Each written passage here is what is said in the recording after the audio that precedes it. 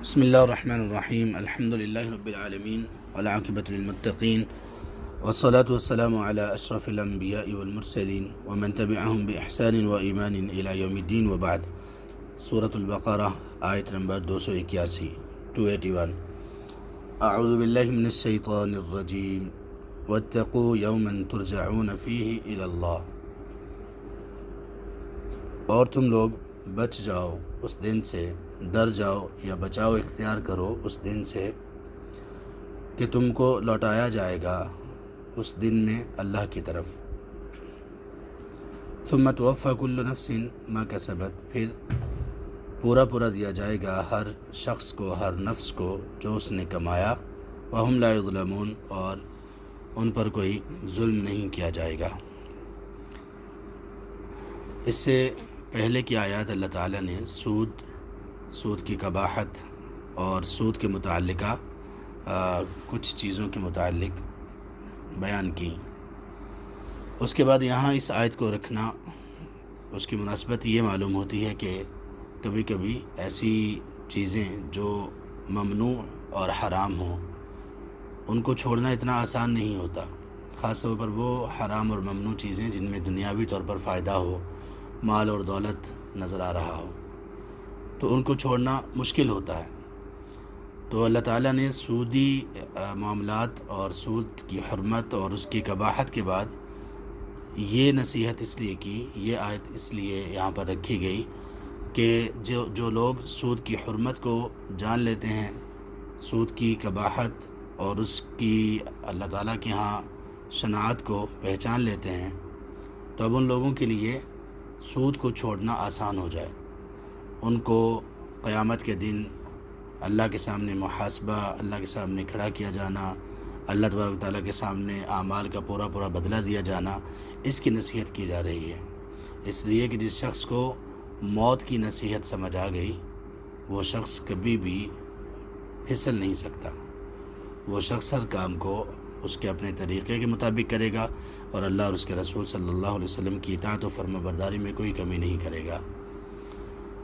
اگر اس بندے کی توجہ زندگی پر ہی رہی، دنیا پر ہی رہی، تو وہ کبھی نہیں سدھرے گا، پھر اس کو بڑے بہانے مل جائیں گے، اس کو بڑے اسباب مل جائیں گے، نہیں وہ سود جو ہے یہ تو اتنی گنجائش ہے، مجبوری میں حرام کھانا بھی جائز ہے، خنزیر بھی کھایا جا سکتا ہے، مجبوری ہے، کوئی اور نوکری نہیں مل رہی یا کوئی اور بھی سلسلہ نہیں ہے، چھوڑ دیں گے، کر لیں گے۔ تو یہ سارے بہانے تب بندے کے ذہن میں آتے ہیں جب بندے کی نظریں زندگی پر ہوں، لیکن جیسے ہی بندہ موت پر نظریں رکھے، آخرت پر نظریں رکھے اور اس کا یقین اس کو ہو، تو پھر ایسی کسی بھی چیز کو چھوڑ دینا اس کے لیے مشکل نہیں ہوتا، آسان بنا دیتے ہیں اللہ تعالیٰ۔ اور اسی طرح وہ احکامات جن کے کرنے کا حکم دیا گیا ان پر چلنا اللہ تعالیٰ آسان کر دیتے ہیں۔ یہ وہ آیت ہے جو قرآن کریم میں سب سے آخر میں نازل ہوئی، سب سے آخری آیت یہ نازل ہوئی۔ کچھ مفسرین نے یہ لکھا کہ یہ نبی صلی اللہ علیہ وسلم کی وفات کے صرف 9 دن پہلے نازل ہوئی، اور 9 دن کے بعد، 9 راتوں کے بعد آپ دنیا سے تشریف لے گئے۔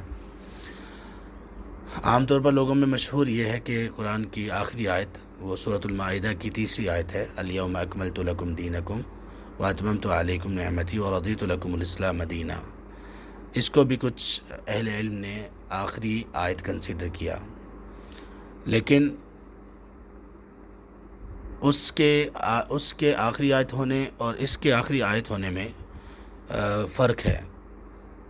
اس کو آخری آیت جن علماء نے کہا، اہل علم نے کہا، جتنی بھی ایسی کتابیں ہیں جو کہ علوم القرآن کے سلسلے میں لکھی گئیں، تو قرآن کے علوم میں سے ایک قسم اہل علم نے یہ بھی بنائی ہے کہ قرآن کریم میں سب سے پہلے کون سی آیات نازل ہوئیں اور سب سے آخر میں کون سی آیات نازل ہوئیں، اور اس میں پھر کیا کیا اسباق ہیں، ان سے کیا کیا سیکھا جا سکتا ہے، اس میں حکمتیں کیا ہیں وغیرہ۔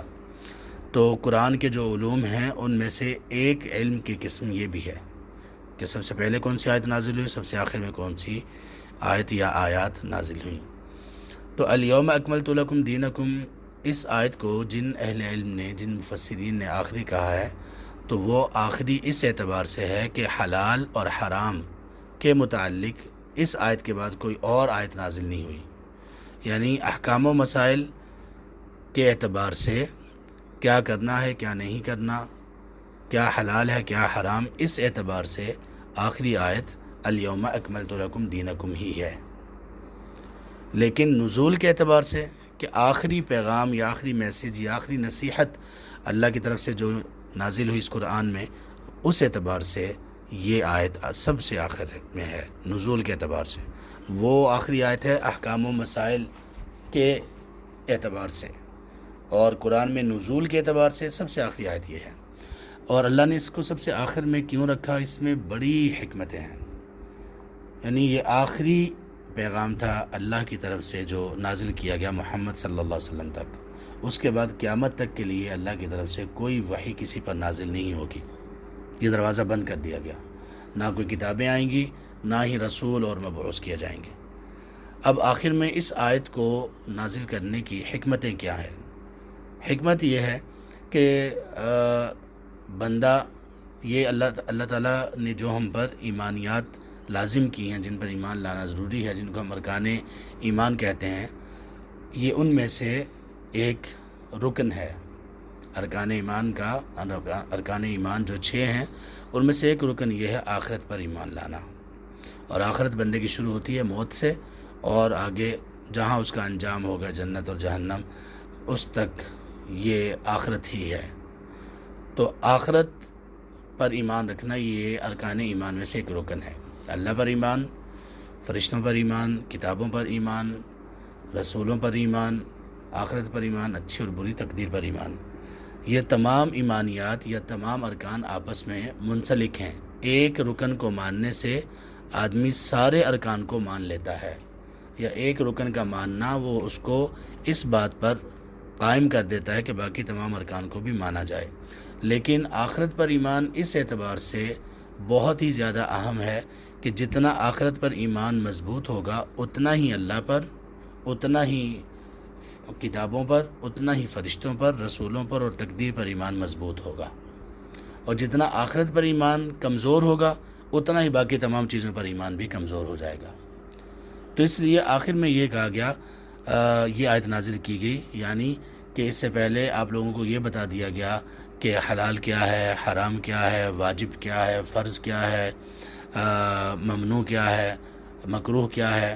آپ کو یہ بھی بتا دیا گیا کہ سابقہ اقوام کے ساتھ کیا کیا گیا، ان میں سے ماننے والے کون سے تھے، انکار کرنے والے کون سے تھے، دونوں کا انجام کیا ہوا، انبیاء علیہ السلام کی بعثت اور ان کا اختتام خاتم النبیین محمد صلی اللہ علیہ وسلم پر ہوا، کتابیں نازل کی جاتی رہیں، اور اس کے بعد آخری کتاب یہ بھی نازل کر دی گئی، اور اس میں اخلاقیات کی بھی تعلیم دے دی گئی، اس میں معاملات کی بھی تعلیم دے دی گئی، اس میں تجارت بزنس کی بھی تعلیم دے دی گئی، اس میں معاملات میں نکاح طلاق وغیرہ ان چیزوں کی بھی تعلیم دے دی گئی۔ ہر چیز کی تعلیم دینے کے بعد اب آخر میں کیا پیغام دیا جا رہا ہے کہ بس اب بتا دیا گیا، تمہیں ہر چیز بتا دی گئی کہ زندگی کیسے گزارنی ہے۔ اب تمہارا آگے محاسبہ ہوگا آخرت میں، جس دن تمہارا حساب ہوگا، جس دن تم سے پوچھا جائے گا کہ کیا کر کے آئے ہو، کیا کیا ہے اور کیوں کیا ہے، یہ تم سے پوچھا جائے گا۔ اب اس دن کی تیاری کر لو اور اس دن سے بچاؤ اختیار کر لو۔ واتقوا یوما، اس دن سے بچاؤ اختیار کر لو، یعنی اس دن میں جو ہولناکیاں ہیں، جو اللہ کا غضب ہوگا، غصہ ہوگا، اب اس سے بچنے کی تیاری کر لو۔ یعنی علم سارا تمہیں دے دیا گیا، اب کیا ہے، اب آخرت کی تیاری کرو۔ اور یہی سبب ہے کہ جس بندے کو موت سے نصیحت نہیں ہوتی، وہ بندہ پھر اس کا دل ویسے ہی مردہ ہو چکا ہے، اس کو کوئی اور چیز مشکل ہے کہ اس کے دل کو سیدھا کرے، الا ما رحم ربی۔ کسی نے سوال کیا، کسی عالم سے یا کسی شیخ سے، کہ مجھے کوئی نصیحت کیجئے دنیا کے اعتبار سے یا کسی اعتبار سے کہ میں اس سے فائدہ اٹھاؤں۔ تو انہوں نے اس سے سوال کیا کہ کیا آپ کے دادا زندہ ہیں؟ انہوں نے کہا نہیں، فوت ہو گئے ہیں۔ پھر کسی اور کے بارے میں پوچھا، وہ زندہ ہیں؟ کہا وہ بھی فوت ہو چکے ہیں۔ تو 2-3 لوگوں کے بارے میں یہ سوال کیا، تو جواب میں یہ اس جوان نے کہا کہ وہ فوت ہو چکے ہیں۔ تو تب انہوں نے کہا کہ کیا ابھی بھی آپ کو کسی نصیحت کی ضرورت ہے؟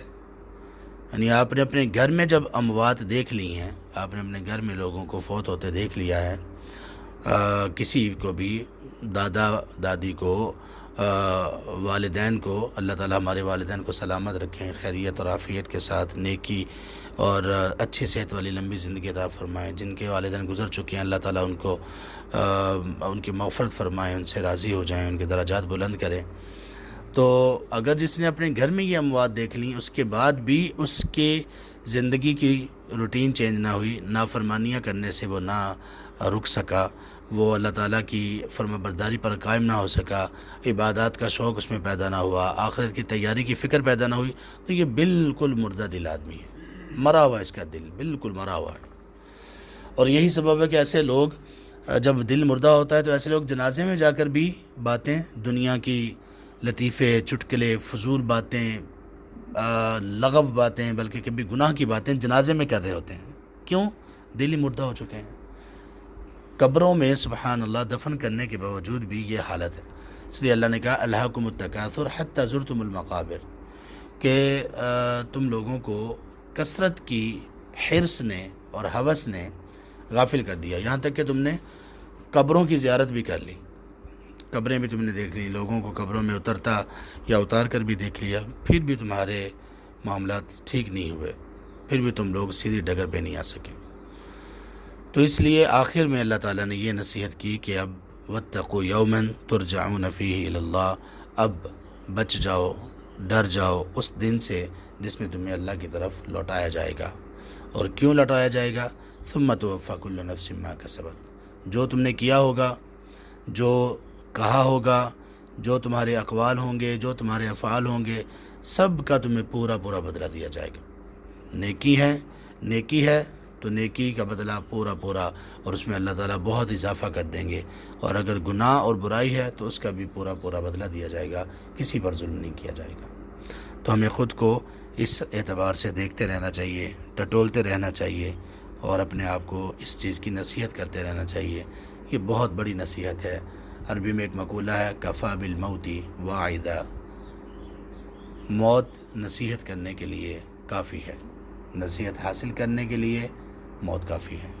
اللہ تبارک و تعالی ہمارا خاتمہ ایمان کی بہترین حالت میں کریں، ایسی حالت میں کہ جب ہم اللہ سے ملیں تو اللہ تعالی ہم سے راضی ہوں اور ہم اللہ تعالی سے راضی ہوں۔ آمین یا رب العالمین۔ سبحانک اللہم و بحمدک، اشہد ان لا الہ الا انت، استغفرک و اتوب الیک۔